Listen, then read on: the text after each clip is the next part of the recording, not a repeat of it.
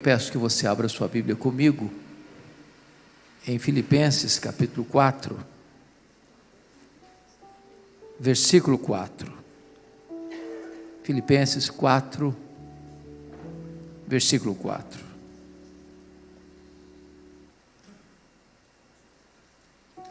Eu estou acompanhando a versão ARA, Almeida Revista e Atualizada. E nessa versão está escrito o seguinte: alegrai-vos sempre no Senhor. Outra vez digo, alegrai-vos. Eu peço que você repita comigo este versículo. Vamos juntos? Alegrai-vos sempre no Senhor. Outra vez digo, alegrai-vos. Só as mulheres comigo, vamos lá? Alegrai-vos sempre no Senhor. Outra vez digo, alegrai-vos. Só os homens? Alegrai-vos sempre no Senhor. Outra vez digo, alegrai-vos. Todo mundo? Alegrai-vos sempre no Senhor. Outra vez digo, alegrai-vos. Amém. Bom, eu quero começar pedindo licença a vocês para lhes fazer uma pergunta. Na verdade, uma pergunta pessoal. E eu sei que vocês não gostam de perguntas pessoais. Aliás, nós não gostamos de perguntas pessoais, porque toda pergunta pessoal invade a nossa privacidade. Toda pergunta pessoal nos põe contra a parede. E nós não gostamos que ninguém invada a nossa vida sem pedir licença. Mas eu vou lhe fazer esta pergunta como se nós estivéssemos numa conversa bem particular.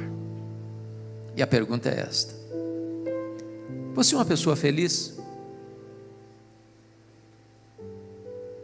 Você é uma pessoa feliz? Bom, não precisa ter muita pressa para responder esta pergunta, porque ela não é tão simples e não é tão óbvia como parece. Eu explico. Nós estávamos visitando em 1991 a missão Quassisabanto, na África do Sul, onde aconteceu um grande avivamento em 1966. E uma pessoa que nos acompanhava na caravana perguntou à esposa de um dos missionários da missão assim: você é submissa ao seu marido? A mulher deu uma resposta inteligentíssima. Ela respondeu assim: eu posso lhe garantir que o meu marido me ama, mas se eu sou submissa a ele ou não, essa pergunta não tem que ser feita a mim, essa pergunta tem que ser feita a ele. Eu achei fantástica a resposta. Então vou mudar minha pergunta. Seu marido pode garantir que você é uma mulher feliz?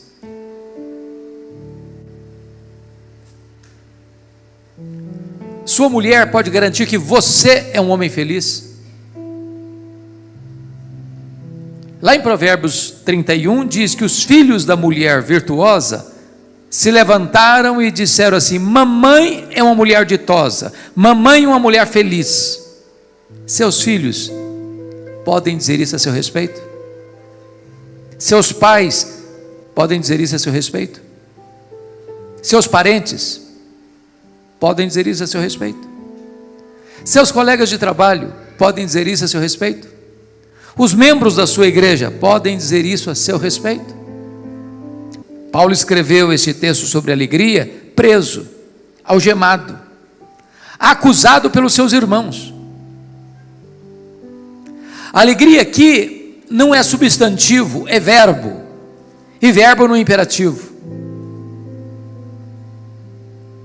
Alegria é um mandamento divino.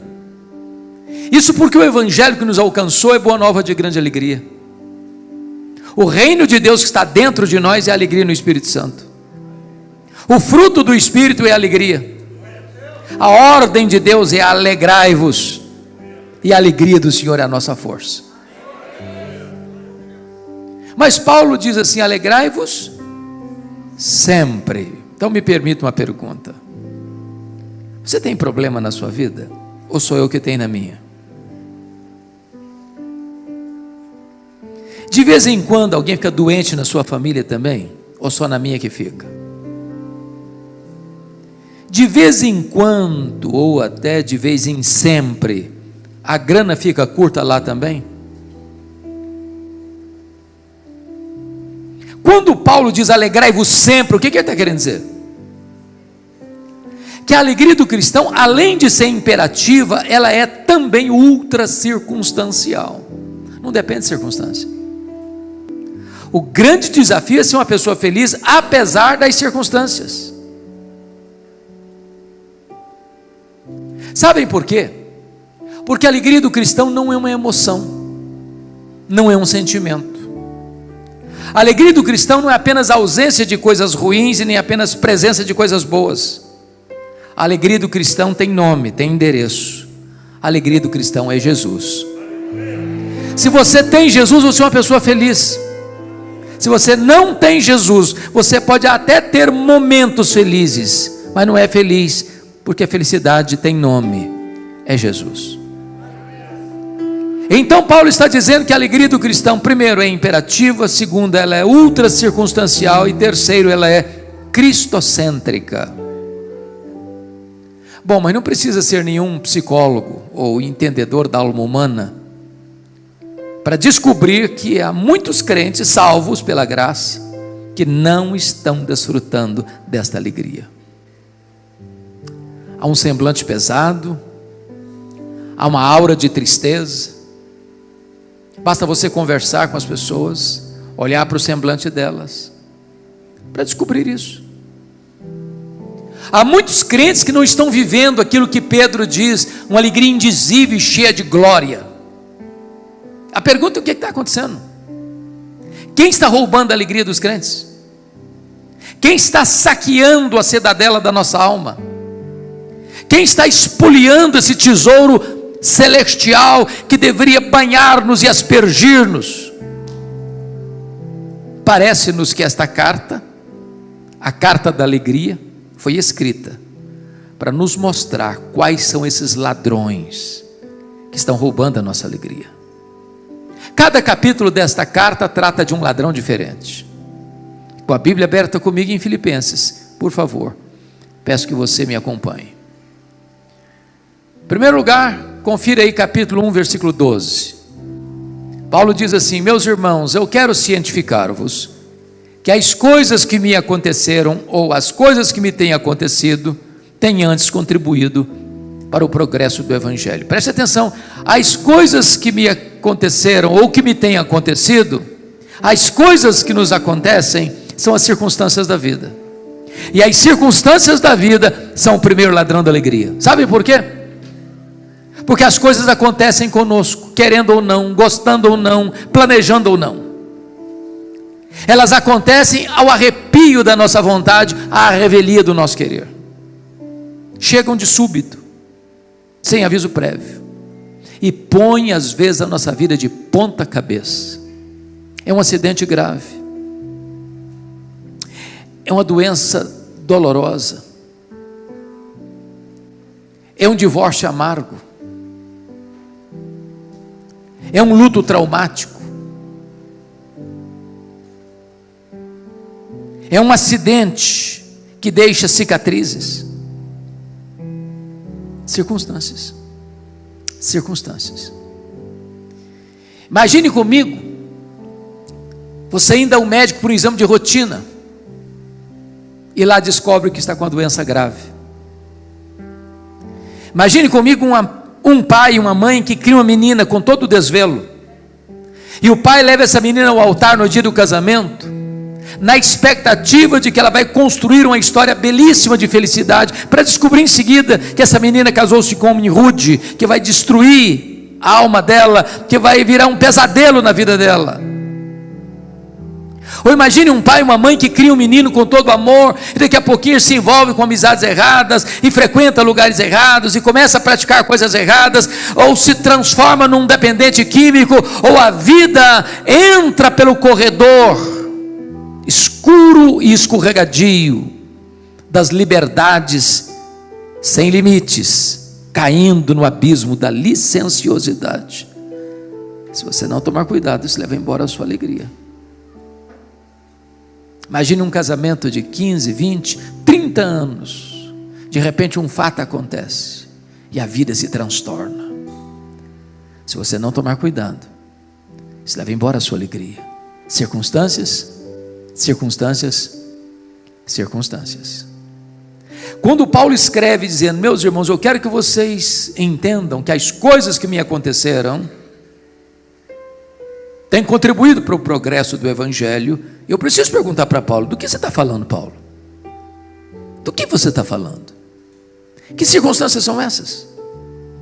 E ele poderia resolver para nós assim: olha, eu fui perseguido em Damasco, eu fui rejeitado em Jerusalém, eu fui esquecido em Tarso, eu fui apedrejado em Listra, eu fui açoitado em Filipos, eu fui escorraçado em Tessalônica, eu fui enxotado de Bereia, eu fui chamado de tagarela em Atenas, eu fui chamado de impostor em Corinto, eu enfrentei feras em Éfeso, eu fui preso em Jerusalém, eu fui acusado em Cesareia, eu enfrentei um naufrágio para Roma, eu fui picado por uma cobra em Malta, eu cheguei em Roma preso e algemado. Mas eu quero que vocês saibam que as coisas que me aconteceram têm antes contribuído para o progresso do Evangelho. Esse homem não crê em acaso, esse homem não crê em sorte, esse homem não crê em determinismo cego, esse homem não crê em misticismo, esse homem não crê em olho gordo, esse homem sabe que a mão de Deus dirige o seu destino. Se nós não olharmos para as circunstâncias da vida fora desta visão da soberania de Deus, se nós não olharmos a vida pelas lentes da providência de Deus, as circunstâncias levam embora a nossa alegria. Paulo vai testemunhar em Filipenses 1, que pelo fato dele estar preso em Roma, 3 coisas aconteceram. Primeiro, as igrejas foram mais encorajadas a pregar. Quando viram Paulo preso, trabalhando mais que eles, estavam livres, eles se mexeram. Segundo, Paulo diz que toda a guarda pretoriana tomou conhecimento das suas cadeias em Cristo. Em outras palavras, o que era a guarda pretoriana? Era a guarda de elite do imperador. Eram os soldados da mais alta patente do império. Eram 16 mil soldados de escol. Gente que trafegava pelos corredores do palácio e tinha influência política no império. Se Paulo estivesse solto, ele jamais teria alcançado a elite de Roma. Nero não sabia, claro, mas Deus o havia constituído em presidente das missões estrangeiras do império, porque botou lá dentro do palácio o maior evangelista da igreja e diante dele o seu auditório. Paulo estava ali sob a égide do imperador Nero, e por isso tinha que ter um soldado algemado com ele todo dia, 3 turnos por dia, durante 2 anos, em rodízio, dando oportunidade a que Paulo evangelizasse toda a guarda pretoriana. Depois de 2 anos, toda a guarda pretoriana estava evangelizada, e ele escreve no capítulo 4, verso 22, os santos vos saúdam, especialmente os da casa de César. Porque Paulo estava preso, em terceiro lugar, ele não podia viajar, como era seu desejo. O que ele fez? Começou a escrever cartas, as cartas da primeira prisão, Efésios, Filipenses, Colossenses, Filemon. Se Paulo estivesse solto, talvez nós não teríamos essas joias na nossa Bíblia. Às vezes você olha para a vida, parece que está tudo de ponta cabeça. Paulo queria chegar em Roma, Deus o queria em Roma. Ele tinha planejado chegar em Roma e ali ficar com a igreja, e ali contribuir com o crescimento da igreja, e dali ser enviado para a Espanha, mas ele chegou algemado. O plano dele foi frustrado, mas o plano de Deus não pode ser frustrado. Os caminhos de Deus são mais altos, os pensamentos de Deus são mais altos que os nossos. Então, quando você achar que a sua vida está de ponta cabeça, Deus pode estar escrevendo o capítulo mais importante da sua história. Olhe para a vida na perspectiva da soberania de Deus, para as circunstâncias não roubarem a sua alegria. Vamos ao segundo ladrão da alegria. Confira comigo o capítulo 2, versos 3 a 5. Paulo diz assim: nada façais por partidarismo ou vanglória, mas por humildade, considerando cada um os outros superiores a si mesmo. Não tem visto o que é propriamente seu, senão também cada qual o que é dos outros. Tende em vós o mesmo sentimento que houve também em Cristo Jesus. O segundo ladrão da alegria são as pessoas. E eu preciso admitir, irmãos, que nós sofremos mais por causa de gente do que por causa de coisas. As pessoas nos fazem chorar mais do que as circunstâncias. Sabem por quê? Porque as pessoas nos decepcionam e nós decepcionamos as pessoas. Nós não viemos de uma família perfeita. Nós não somos uma pessoa perfeita. Nós não nos casamos com uma pessoa perfeita. Nós não temos filhos perfeitos. Nós não frequentamos uma igreja perfeita. Logo, nós vamos ter queixas uns dos outros. Por isso, não tem vida saudável, não tem casamento saudável, não tem família saudável, não tem igreja saudável sem o exercício do perdão. Se você não perdoar, diz a Bíblia, você não pode orar. Se você não perdoar, você não pode trazer sua oferta ao altar. Se você não perdoar, você não pode adorar a Deus. Se você não perdoar, você não pode ser perdoado. Se você não perdoar, você não tem paz, você é entregue aos verdugos da consciência, aos flageladores da alma. Agora, o perdão não é fácil, mas é necessário. Talvez uma das dores mais agudas que eu já tive na vida, e já tive muitas, aconteceu no meu primeiro ano de pastorado. Eu sou filho caçula, e o irmão acima de mim, no dia 1º de agosto de 82, completou 27 anos. No dia 2 de agosto, no dia seguinte, ele foi assassinado brutalmente, com 11 golpes de faca, todos mortais, pelo primo primeiro da sua esposa, gente criada conosco. Quando eu recebi o telefonema, foi como um soco na boca do meu estômago. Eu perdi a voz. Quando Deus me devolveu as forças, a primeira palavra que Deus botou na minha boca foi esta: eu perdoo o assassino. Eu não tinha outra opção. Ou perdoava ou adoecia. Ou perdoava ou minha vida transformar-se-ia no inferno. Ou perdoava ou teria que abandonar o ministério. Mas eu posso lhes garantir que o perdão é maior que o ódio. O perdão cura, o perdão liberta, o perdão restaura. O perdão é a asepsia da alma, o perdão é a faxina da mente, o perdão é a alforria do coração. Perdoar é uma questão de bom senso, porque se você guardar mágoa, eu posso lhe garantir isso, você vai conviver 24 horas por dia com quem você menos gostaria de conviver na vida. Essa pessoa vai manter você num cabresto, numa masmorra emocional. Você vai chegar em casa cansado para tirar uma soneca, e essa pessoa chega com você e vira o seu pesadelo. Você vai chegar em casa com fome, e a pessoa se assenta à mesa com você e tira o seu apetite.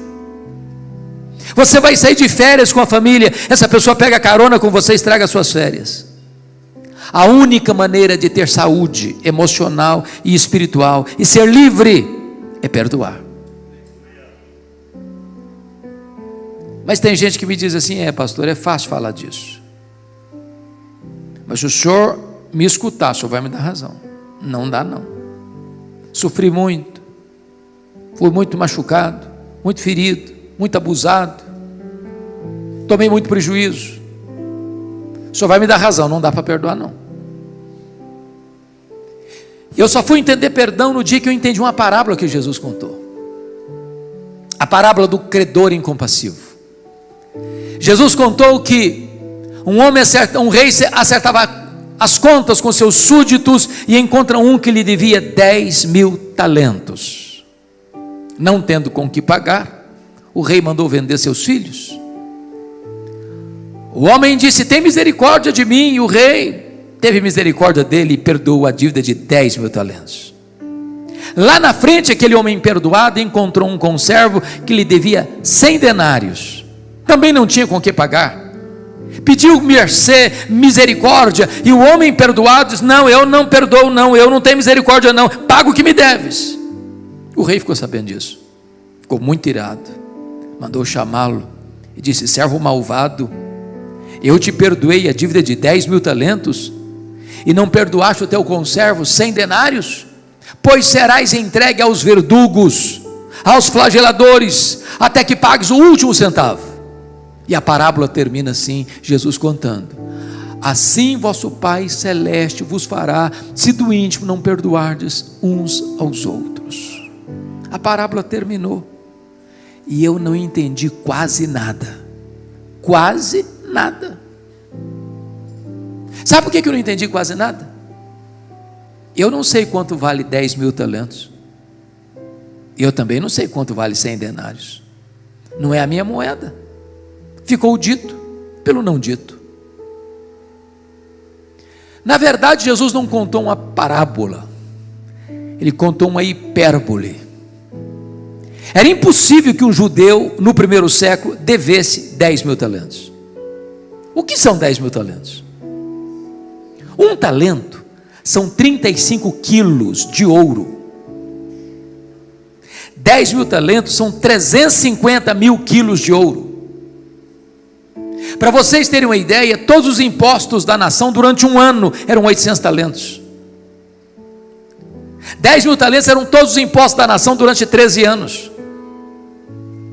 Naquela época o salário de um trabalhador era 1 denário por dia. Para um homem ganhando 1 denário por dia juntar 10.000 talentos, ele teria que trabalhar 150.000 anos. Em outras palavras, a dívida do homem era o quê? Impagável. Mas por que Jesus contou esta parábola com a cifra tão grande? Porque este é o tamanho da sua, da minha, da nossa dívida com Deus. Ela é impagável. Entretanto, Deus nola perdoou e perdoou completamente. Bendito seja Deus.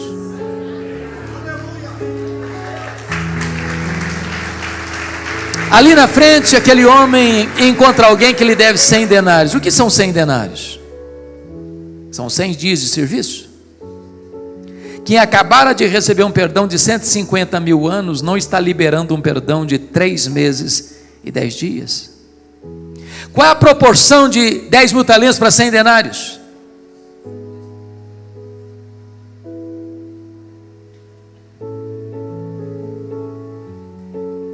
É só você fazer a conta para você perceber que são milhares e milhares e milhares e milhares de vezes maior. Sabe o que Jesus quer dizer com isso? Você nunca pode dizer para alguém: eu não perdoo você, eu nunca vou perdoar você. Sabe o que a Bíblia ensina? Que você e eu devemos perdoar assim como Deus em Cristo nos perdoou.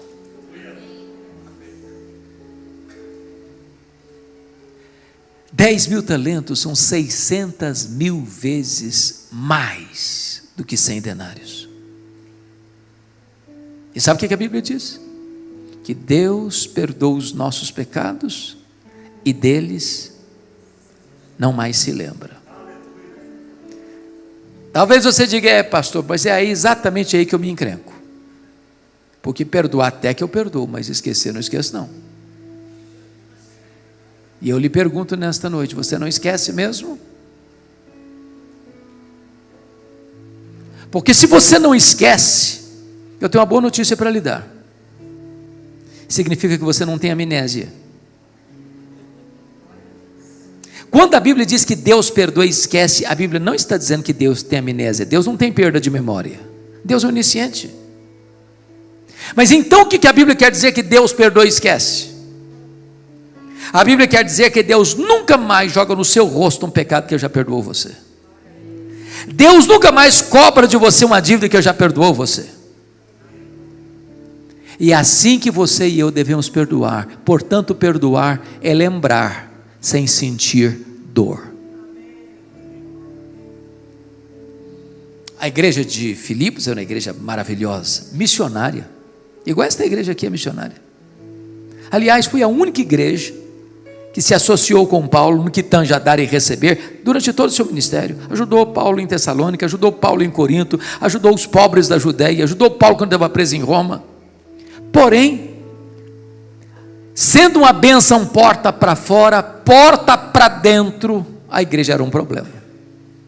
Pasmem vocês, até as mulheres estavam brigando na igreja. Irmãos, quando as mulheres brigam na igreja, porque a coisa está feia. Lá no capítulo 4, verso 2, ele diz: rogo a Evódia, rogo a Sintique, pensem com cordialmente no Senhor. As duas líderes da igreja batem a cabeça.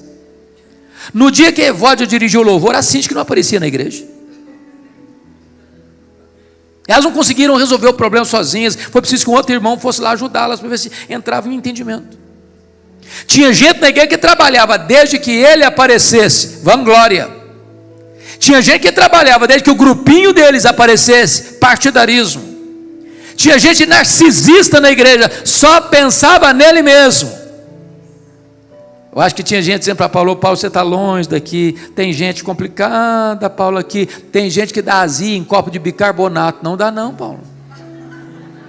Aí Paulo responde assim: então tende em vós o mesmo sentimento que houve também em Cristo Jesus, porque ele, sendo Deus, não julgou como usurpação o ser igual a Deus, antes a si mesmo se esvaziou, assumindo a forma de servo, e se humilhou até a morte, morte de cruz. E ele estava pregado naquela cruz, e as pessoas que cuspiram nele, as pessoas que esbordoaram a cabeça dele, as pessoas que estavam blasfemando dele, ele ora e diz: Pai, perdoa-lhes, porque não sabem o que fazem.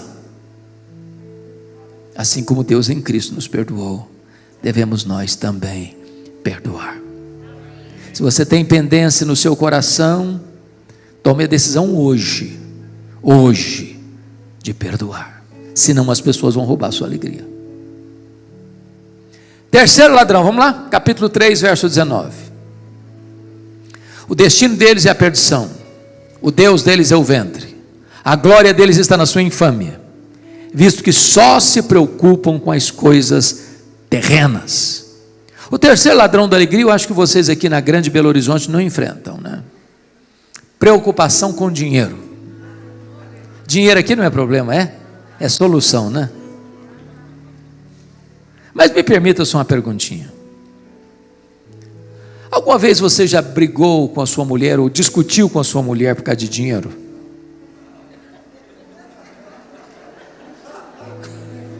Vocês são muito crentes, eu sei que essas coisas não acontecem entre vocês. Alguma vez você já discutiu com o seu marido por causa de dinheiro? Porque se vocês falarem para mim que nunca, eu vou duvidar da honestidade de vocês. Porque as pessoas brigam por causa de dinheiro, brigam porque tem dinheiro, brigam porque não tem dinheiro, brigam porque tem muito dinheiro, brigam porque tem pouco dinheiro, brigam porque não tem dinheiro nenhum. Mas sempre brigam. O dinheiro é o maior pomo de discussão das famílias hoje. Aliás, dinheiro, irmãos, é muito mais do que uma moeda. Dinheiro é uma entidade. Dinheiro é um espírito. Dinheiro é mamon. Dinheiro é o maior ídolo deste mundo. É o ídolo mais adorado da nossa geração.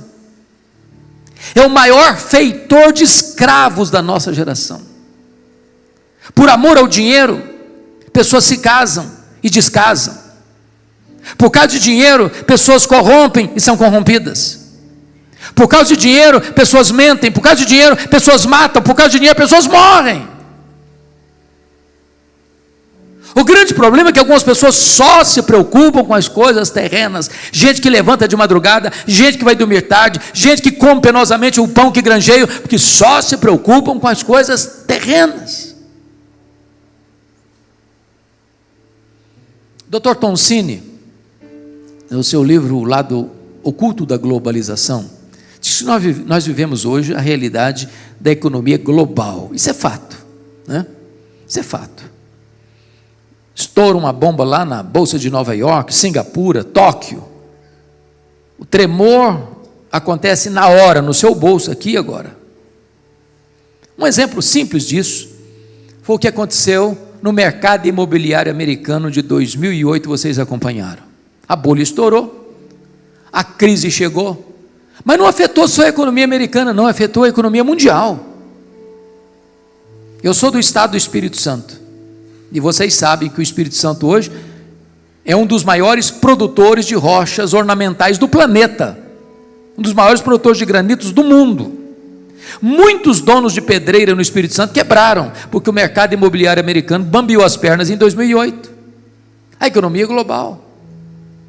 E nessa economia global, diz Tom Cine que mais de 50% das riquezas do planeta se concentram nas mãos de pouco mais de 100 empresas particulares. Há empresas mais ricas do que países. Por exemplo, a Toyota é mais rica do que a África do Sul.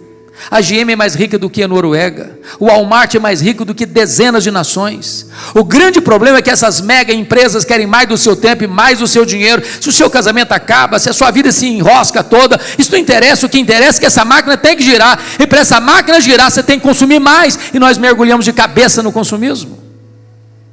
Quer um exemplo? Na década de 50, alguns já tinham nascido aqui. Nós consumíamos 5 vezes menos do que consumimos hoje. Não éramos menos felizes por isso. Eu não sirvo de referência porque fui criado no interior, na roça, na região rural. Que eu me lembre, eu só tive um brinquedo comprado em loja, um carrinho de plástico. Mas eu posso lhes garantir que eu nunca tive crise emocional por isso. Nem meu pai precisou me levar para o psicólogo porque eu estava em crise emocional. Hoje, via de regra, quando uma criança nasce, ela já tem mais brinquedos que ela consegue brincar a vida inteira.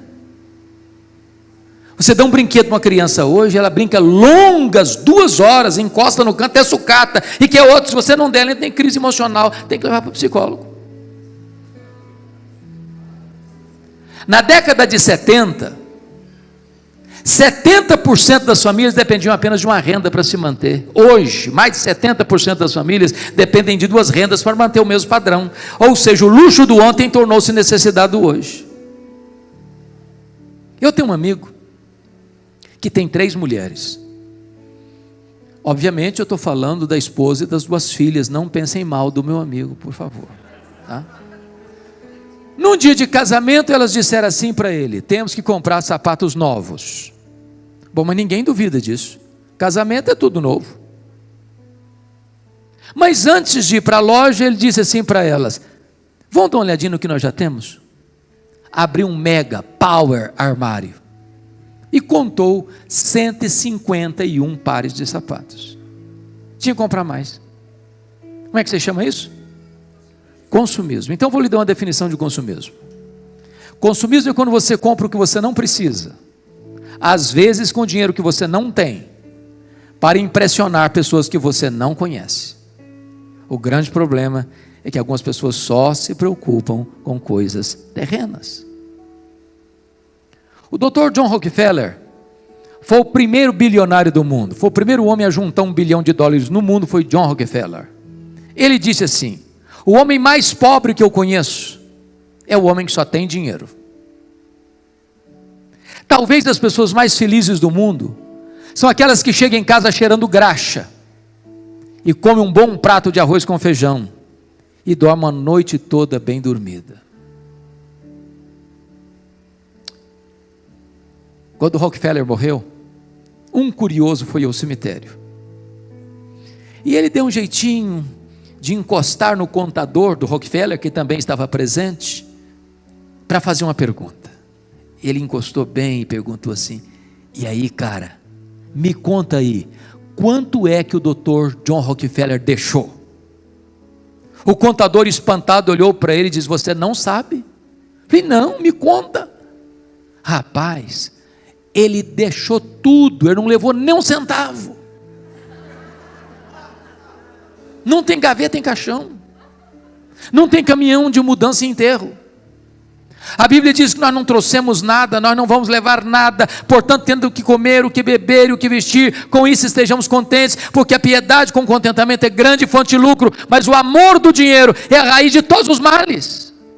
Paulo diz em 1 Timóteo 6, que o dinheiro é buscado pela sociedade por dois motivos. Primeiro, as pessoas buscam segurança no dinheiro.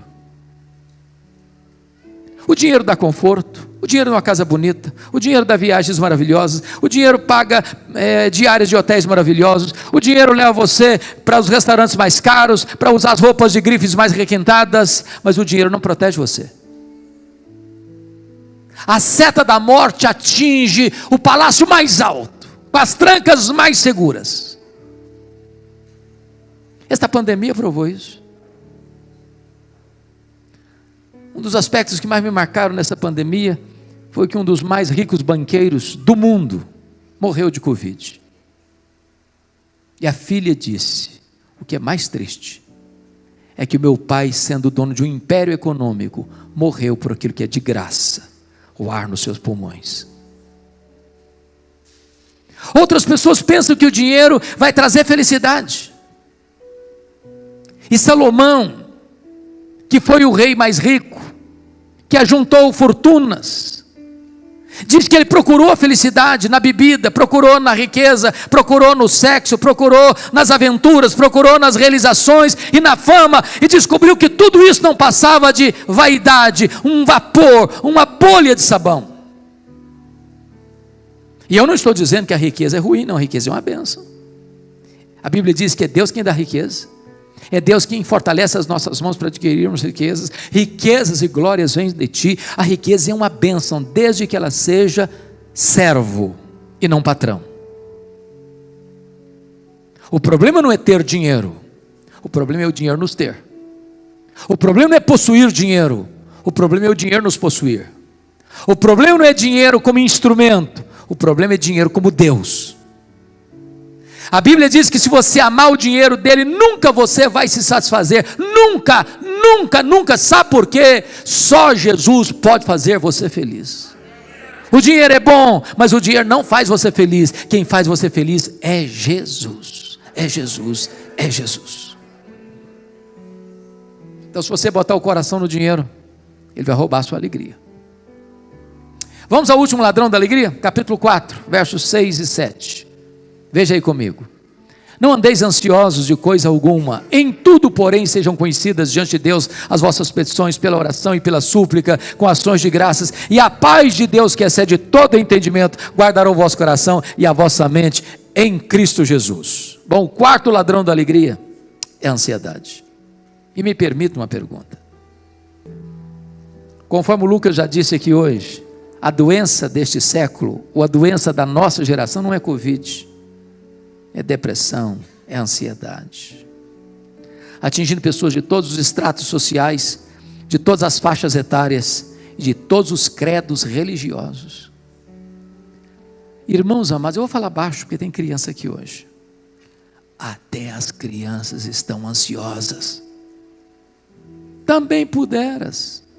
Hollywood fez uma pesquisa e descobriu que as crianças gostam de filmes, de brinquedos e de jogos de ação.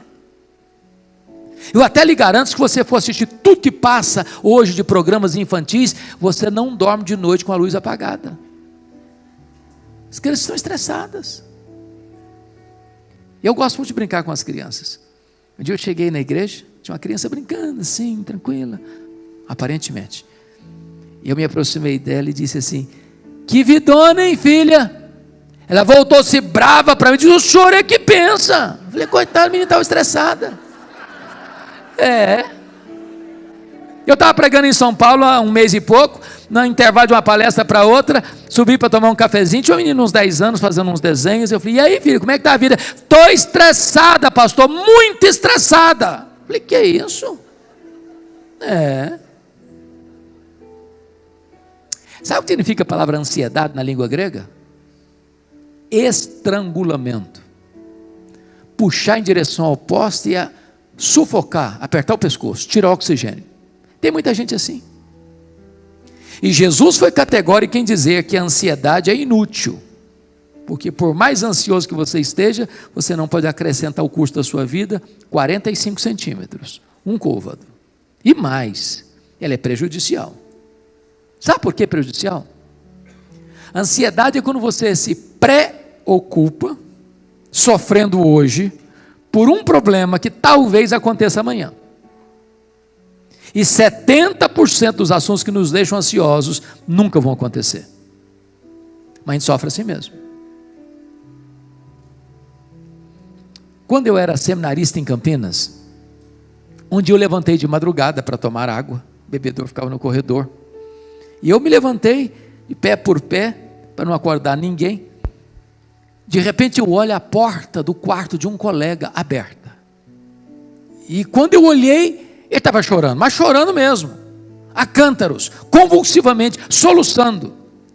E eu entrei apressadamente, o que aconteceu? Morreu alguém da sua família? Tem alguém no hospital? O que está acontecendo? Ele disse, eu estou com medo da minha mãe morrer. Eu falei, qual o problema dela? Não, ela não está doente não, só estou com medo dela morrer um dia. Eu falei, rapaz, deixa sua mãe viver, homem. Tem 40 anos isso, a mulher está viva até hoje.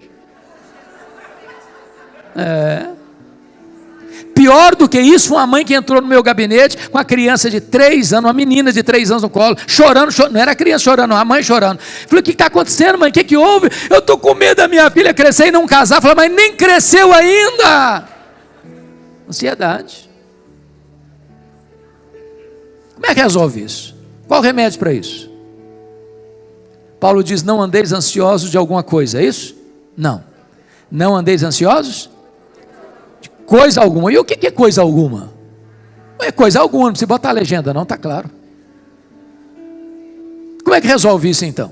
Ele diz, em tudo, porém, sejam conhecidas diante de Deus as vossas petições, pela oração, pela súplica, com ações de graças. A palavra orações aí, no grego, é a mesma palavra para adoração. Então ele está falando de 3 coisas. Você resolve a ansiedade quando você adora a Deus, quando você suplica ou pede a Deus, e quando você dá graças a Deus. Então me permita uma pergunta. Você sabe qual a diferença entre adorar a Deus e dar graças a Deus? Você adora a Deus por quem Deus é, e você dá graças a Deus pelo que Deus faz. Então eu vou fazer uma oração de adoração, o que Paulo mandou fazer, para resolver o problema da ansiedade. E eu chego para Deus e digo assim, meu Deus, eu quero te adorar, porque Tu és o Deus da minha vida. Tu és o meu Criador, Tu és o meu provedor, Tu és o meu protetor, Tu és o meu consolador, Tu és o meu redentor. Eu quero te adorar por quem Tu és o único Deus vivo e verdadeiro, Tu és o Deus autoexistente, Tu és o Deus infinito, Tu és o Deus imenso, Tu és o Deus eterno, Tu és o Deus imutável, Tu és o Deus onipotente, Tu és o Deus onipresente, Tu és o Deus transcendente, Tu és o Deus soberano, Tu és o Deus de amor, Tu és o Deus de misericórdia, Tu és justo, Tu és bom, Tu és verdadeiro, Tu és a minha alegria, Tu és a minha paz, Tu és a minha justiça, Tu és a minha herança, Tu és a razão da minha vida, em nome de Jesus, amém. Aí eu termino essa oração e digo assim para Deus, oh Deus, mas eu estou tão ansioso, Senhor, não combina mais, combina não, ou você retira a oração, ou retira a ansiedade. Sabe qual a maior necessidade da igreja, irmãos? É conhecer a Deus. Dr. A.W. Tozer diz que o maior problema da igreja é que ela passa a maior parte do tempo olhando para o seu próprio umbigo, tomando o seu próprio pulso. Mas o povo que conhece a Deus é um povo forte e ativo. Quem é o seu Deus? Quão grande é o seu Deus? Quão magnífico é o seu Deus? O seu Deus é aquele que mede as águas na concha da sua mão. O seu Deus é aquele que pesa o pó das montanhas em balança de precisão. O seu Deus é aquele que mede os céus a palmos. O seu Deus é aquele que espalha as estrelas no firmamento, e por ser forte em força e grande poder, quando as chama pelo nome, nenhuma só delas vem a faltar. O seu Deus é aquele que olha para todas as nações da terra e considera todas elas como um pingo que cai num balde, como um pó numa balança de precisão, como um vácuo, como nada, como menos do que nada. Este é o seu Deus, este é o seu Pai, que está dizendo para você: não ande ansioso de coisa nenhuma, não ande ansioso.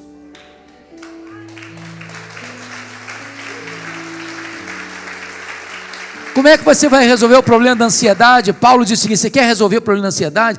Você pode chegar para Deus e apresentar a Ele o seu pedido, a sua súplica.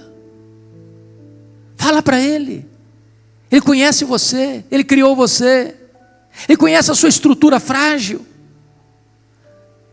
Eu disse hoje aqui que, pela graça de Deus, eu concluí domingo passado o comentário de Salmos, e eu estou encantado com Salmos. Você tem Salmo de lamento, Salmo de louvor, Salmos imprecatórios, Salmos penitenciais, Salmos messiânicos, mas a maioria dos Salmos não é de louvor não, é de penitência, é de choro, é de dor, é de lamento, é de angústia. Quando o salmista chega para Deus: meu Deus, até quando, Senhor? Eu estou sofrendo, está doendo, está machucando, ele está aflito, ele está angustiado. Então abra o seu coração para Deus, conta para Ele o que você está passando, as suas noites indormidas, as suas madrugadas insones, as suas lutas, os seus gemidos, os seus lamentos de alma e de angústia e dor. Fala para Ele, Ele se importa com você, Ele é seu Pai.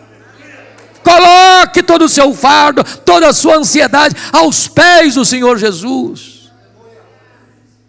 Você quer ficar livre mesmo da ansiedade?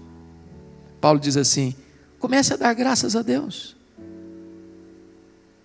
Comece a dar graças a Deus. E eu tenho encontrado, Lucas, aquilo que você falou, eu tenho encontrado crente lamentando, murmurando, dizendo: mas como dar graças? Eu perdi meu emprego, como dar graças? Eu fechei meu comércio, como dar graças? Eu fechei as portas do meu trabalho, como dar graças? Eu enterrei alguém amado da minha família, como dar graças? Se você não encontrou ainda motivo para dar graças, me permita lembrar algumas coisas. Quanto vale o fato de você estar enxergando nessa noite? Quanto vale? Por quanto você venderia os seus olhos? Quanto vale o fato de você estar me ouvindo nesta noite? Quanto vale? Quanto vale você ter pernas para andar? Quanto vale? Quanto vale você ter mãos para trabalhar, para abraçar? Quanto vale?